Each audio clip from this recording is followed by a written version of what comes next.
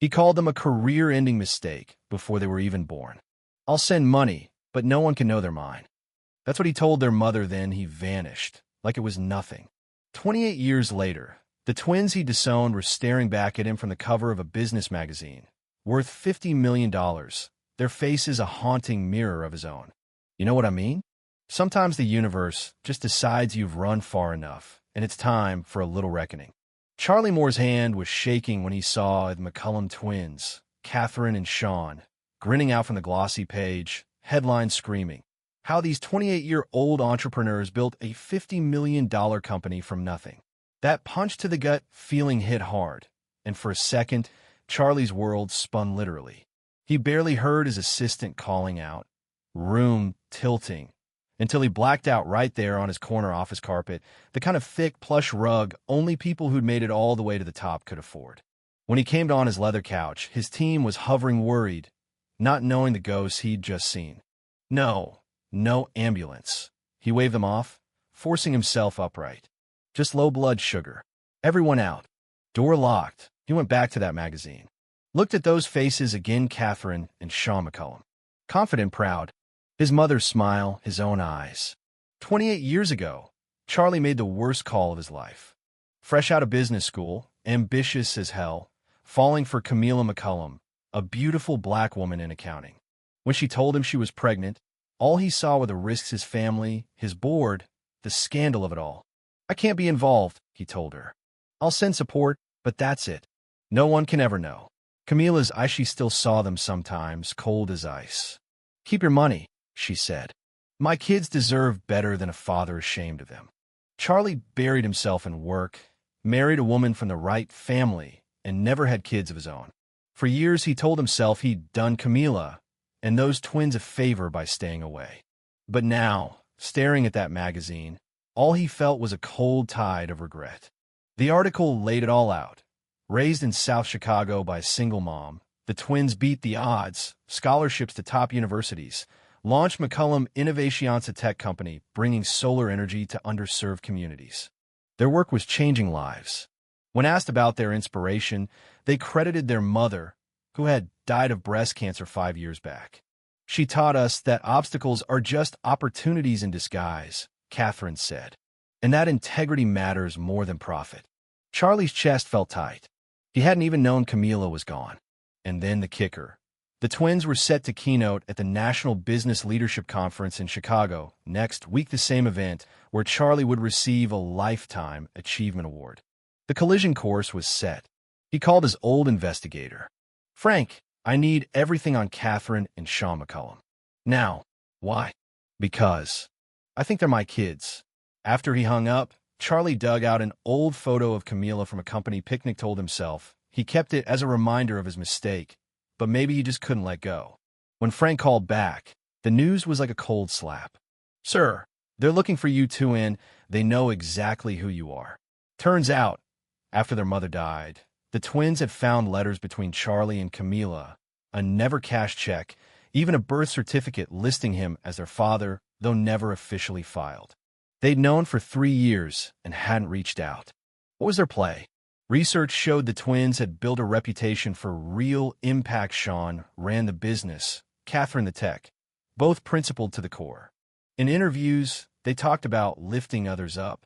"Everyone deserves access to clean energy," Sean said. Meanwhile, Charlie realized his own legacy was built on profit first. Everything else, ethics, community, even familia, distant second.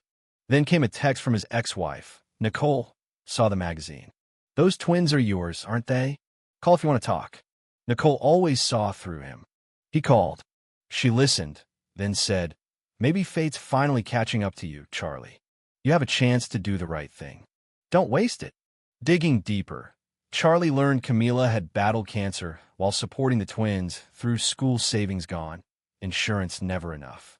He could have helped, should have helped, but told himself it was better not to know. In truth, he'd just been too scared to face it. In his safe, he found the birth announcement from Camila, Catherine Camila McCullum, and Sean Charlie McCullum. She'd given their son his name, even after everything. He called his assistant. "Cancel my meetings. Family emergency." and move my conference slot not at the same time as the McCullum twins. Patricia hesitated. Actually, their representatives asked for a private meeting with you. They were insistent. Book it, Charlie said. He spent the evening searching for any scrap of his children's lives online.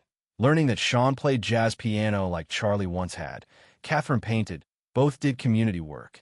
He'd missed everything their childhood, milestones, heartbreaks, triumphs thrown away for career and comfort. As dawn broke, Charlie resolved to face them. What he didn't know was the twins had their own plan. An encrypted email arrived, subject line, Moore's Black Secret, the story that will end your career. Attached was a draft article about his abandonment of Camila and the twins, but also something far worse, pattern of racial discrimination at his company's start, buried but not forgotten. Memos, email sproof, he'd blocked black candidate from executive roles to appease his old board. He'd fixed it years later, but the damage was done. A second email, unpublished until after our meeting. Come alone. For the first time in years, Charlie felt real fear. He canceled all travel and went straight to Chicago, nerves on edge. The day of the meeting, the twins arrived professional, composed, eyes all business. Mr. Moore, Sean greeted him coolly, handshake firm. They refused his offer of drinks. Catherine said, let's get to business. Charlie tried to apologize, but Sean cut him off. After 28 years, that's what you lead with? The twins weren't there for apologies. They want to know why. Why the rejection? Why the racist policies? Why all of it? Charlie admitted it was cowardice, ambition, wanting approval from people who didn't deserve it. Catherine slid a folder across the table, testimonies from those he'd held back at his company. Did you ever wonder about us? Sean asked quietly. Charlie admitted he'd kept the birth announcement, wondered sometimes, but told himself it was too late. The twins revealed their mother had asked them, on her deathbed, to seek him out not for punishment, but to hear his side and see if people could change. They hadn't decided what to do with the evidence yet. What do they want? Not money, not jobs, but real consequences. A full overhaul of Moore Industries' diversity policies, reparations for those harmed, and a foundation in Camila's name. He had until after the conference to decide. Just as they finished, news broke evidence of financial fraud implicating all three of them. The FBI was involved, with a manufactured paper trail connecting the twins and Charlie in a conspiracy. It didn't add up. Someone was framing them. Charlie realized it could only be Harold McBath, his former business partner turned rival, who'd been waiting years for a chance at revenge. Harold wanted to ruin both Moore Industries and McCullum Innovations, swoop in and claim their companies for pennies. Their only hope? Find proof. Charlie reached out to Soraya Sanchez, Harold's longtime assistant, someone he'd once helped. She agreed to send what she could. Within hours, they received damning evidence, Harold's own records, even a letter from Camila to Harold ending their relationship before she'd fallen for Charlie. Harold vendetta wasn't just business, it was heartbreak too. But the FBI was already closing in, agents at the hotel. The three made a risky escape to the rooftop, where Harold was waiting, smug and cold. He offered Charlie a deal sign over Moore Industries, and he'd clear the twins. Charlie refused, knowing Sean was secretly recording everything. You forgot one thing, Harold, Charlie said, as Catherine bluffed about having already sent the recordings to the authorities. As tension peaked, the FBI burst in. Harold lunged at Catherine, but Charlie intervened, the two men wrestling at the edge. It's over, Harold, Charlie whispered, as agents dragged Harold away in handcuffs. The aftermath was chaotic. Soraya, their whistleblower, was shot by one of Harold's men but survived. Charlie implemented the twins' reforms at Moore Industries, making them official company policy.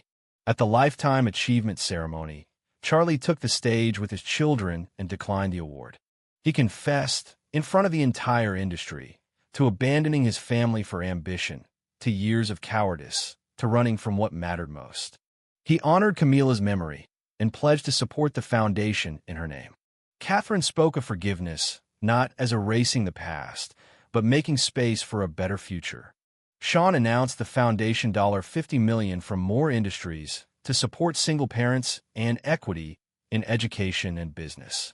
The crowd erupted. The old order was over. Months later, Charlie and the twins were building a new relationship, not trying to reclaim the past, but choosing each other day by day, the way real family is made. Sunday brunches, stories, small steps. And sometimes, all you can do is raise a glass, look each other in the eye, and choose to keep going. To choices, to Camila, to the future. If you've made it this far, thanks for listening. Tell me would you have done in Charlie's place? Was justice served? Or does the past always have a way of coming back? I'd love to hear what you think about forgiveness, family, and the real cost of ambition. Drop a comment and let's talk about it.